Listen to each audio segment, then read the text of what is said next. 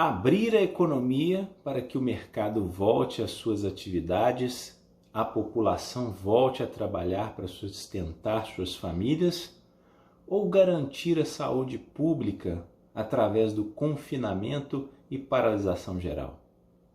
Meu nome é Rodrigo, eu sou advogado, mestre em Direito Empresarial com ênfase em Economia e atualmente eu sou presidente de um laboratório ambiental em Nova Jersey, nos Estados Unidos.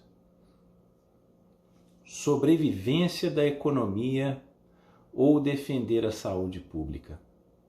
Eu estou no epicentro da pandemia aqui nos Estados Unidos e pelo fato de ter conhecimento da rotina de um laboratório, eu gostaria de compartilhar algumas informações que talvez possa ajudar.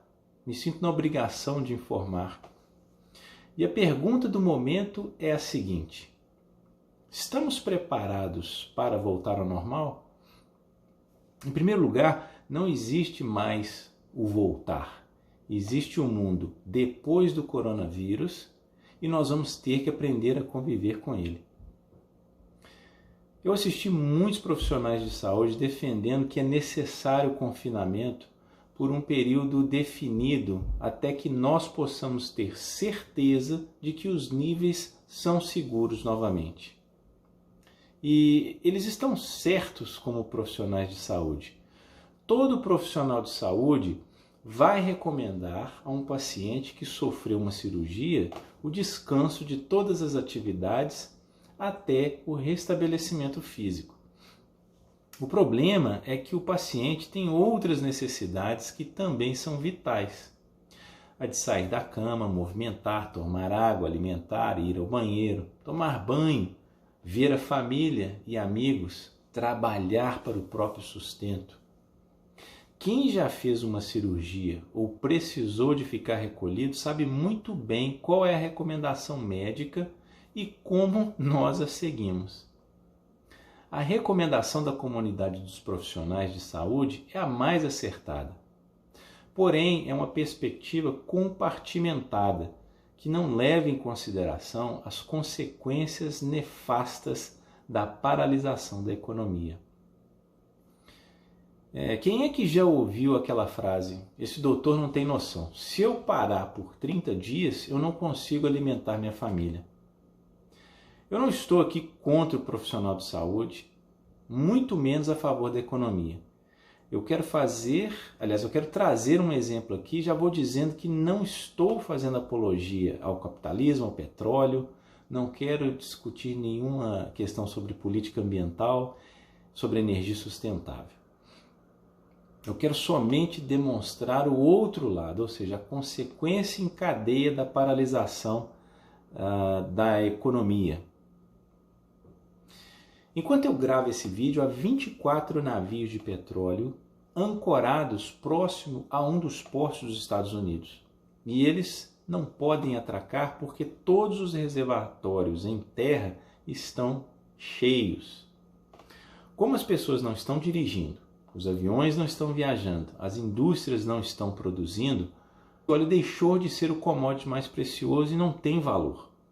O óleo, que sempre oscilou entre 46 a 60 dólares o barril nos últimos 20, 25 anos, no mês de abril de 2020 está a 37 dólares negativos. Em abril estão sendo produzidos mais óleo do que o consumo mundial. E aí vem a pergunta inevitável: por que as companhias simplesmente não param de extrair o óleo enquanto a economia está paralisada? Isso seria ótimo se fosse tão simples. Para uma estação de extração de óleo paralisar, significa desativar o enorme contingente de equipamentos e a possibilidade das fendas que jogam óleo se fecharem. Se a continuidade da extração for paralisada, a fonte de extração poderá ser danificada e talvez não volte a produzir.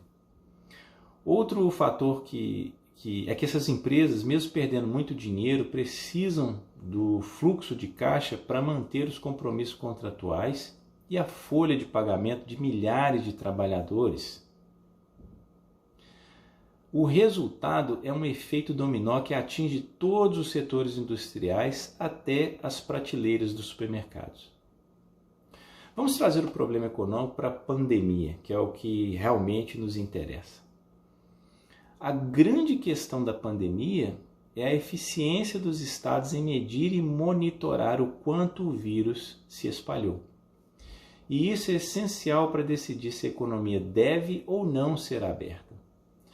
A capacidade de medir e monitorar é a ferramenta necessária para saber se a curva de infecção está diminuindo ou não, se uma nova onda está iniciando e se de fato estamos vencendo ou não a doença.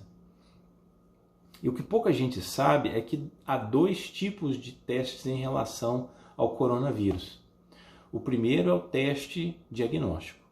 Esse teste ele informa se uma pessoa está ou não infectada. O segundo teste é chamado de teste de anticorpos, que vai informar se a pessoa teve o vírus. E daqui a pouco eu vou falar sobre o segundo teste, e ele é muito importante para a gente. Aqui nos Estados Unidos, o teste diagnóstico começou extremamente mal em janeiro de 2020. O próprio Centro de Prevenção e Controle de Doenças, que desenvolve o teste, valida e aprova e coordena os laboratórios públicos para iniciarem testes em massa na população, passou por uma fase complicada, porque identificou uma contaminação no processo de validação.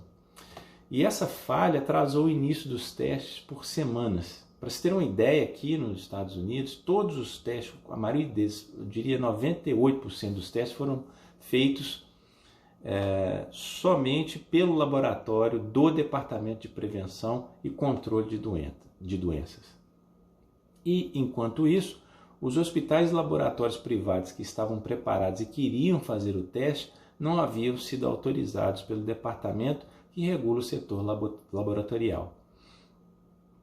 Superado esse problema, os laboratórios e hospitais privados passaram também a realizar o teste. Companhias que fabricam sofisticadas máquinas de testes em massa, entraram no jogo e desenvolveram máquinas específicas para o teste do coronavírus. A partir daí, os laboratórios passaram a ter capacidade de fazer milhares de testes por dia, só que agora tem um outro problema. Com a paralisação da economia e a monstruosa alta de realização de testes, estes laboratórios se veem sem insumos necessários para operar. O exemplo mais pitoresco, e que eu passo por isso no meu laboratório, são os cotonetes necessários para conduzir um teste. É com esse cotonete especial que se colhe a amostra no paciente. Esses cotonetes agora são commodities preciosos porque estão em procura global. Ironicamente, uma das grandes produtoras desse cotonete está localizada no norte da Itália, onde nós sabemos que houve um surto de coronavírus. Outros produtos também estão em falta no mercado, os reagentes químicos necessários para o teste, o líquido usado no cotonete para ser transportado até um laboratório, as embalagens para esses cotonetes, sem contar a falta de máscara no mercado. Afinal, sem as máscaras, os técnicos do laboratório não podem processar os testes. Segundo o New York Times, no mês de abril de 2020 foram realizados 250 mil testes por dia. E segundo os agentes de saúde daqui dos Estados Unidos, esse país deveria estar fazendo 1 milhão de testes por dia. E o problema aqui não é por falta de vontade política, mas simplesmente falta de capacidade industrial dos laboratórios para atender a demanda. Os laboratórios simplesmente não conseguem manter em dia a demanda por testes. Um outro problema é que os laboratórios privados são descentralizados. Eu vou dar um exemplo aqui a respeito disso. Se um paciente está no hospital pelos sintomas, a maneira como o paciente está sentindo, o médico indica o teste do coronavírus, o laboratório que faz parceria com o hospital, tem um contrato com o hospital, será acionado. Vamos supor que esse laboratório está com uma demanda tão alta que o teste só poderá ser realizado em uma semana. É inviável para um médico, e não é o trabalho dele ligar para outros 10 laboratórios para encontrar um outro laboratório que faça o teste em tempo hábil. E enquanto isso, temos um paciente na cama de um hospital, aguardando. Agora vamos falar do segundo teste, o teste de anticorpos. Este teste é muito importante para seguirmos com a abertura da economia, e por várias razões. Uma delas é para identificarmos até onde o vírus se espalhou. Eu lembro aqui que, diferente do teste de diagnóstico, que informa se uma pessoa está infectada, o teste de anticorpo informa se uma pessoa alguma vez já teve o vírus. Outra razão é que, na medida que começarmos a identificar quem teve e quem não teve o vírus, podemos tomar decisões de qual profissional de saúde pode seguramente voltar a trabalhar ou quem pode voltar ao contato social sem distanciamento e, finalmente, qual parte da economia pode seguramente reabrir. O teste de anticorpo pode identificar quais pessoas são imunes, o que indicaria pessoas com privilégios para exercer qualquer atividade em tempos de pandemia. Em relação ao teste de anticorpo, o teste de anticorpos, o departamento que regula a atividade de laboratório nos Estados Unidos tomou uma decisão oposta ao teste de diagnóstico. Esse departamento informou que o setor privado estava livre para desenvolver seu próprio teste de anticorpos. Então, ao invés do setor privado procurar por aprovação no órgão regulador, esse departamento disse ao setor privado o seguinte: desenvolvam primeiro o seu próprio teste, valide, certifique-se de que o teste seja eficaz e daí vocês podem começar a testar. Esse teste por hora não precisa de aprovação do governo. Imediatamente o setor privado começou a oferta de testes de anticorpos. E vários desses testes têm precisão questionável. Para você ter uma ideia, um estudo independente analisou 14 desses testes e identificou que somente 3 eram de fato precisos. Outra situação que ficou comprovada é que 16% destes mesmos 14 apresentaram falso positivo. Ora, um falso positivo indica que uma pessoa teve o vírus. E se essa pessoa, confiando nesse resultado, se expõe ao coronavírus, ou seja, expõe a própria vida. Para uma autoridade pública como um prefeito ou um governador, não haverá uma estatística precisa para tomar a decisão correta em relação à saúde, tampouco para aferir se é seguro abrir a economia. E nesse contexto, enquanto a ciência luta para encontrar a solução e o setor econômico luta pela sobrevivência, a única certeza que nós temos é a seguinte: nenhuma opinião sobre o assunto Covid-19 é definitiva até agora.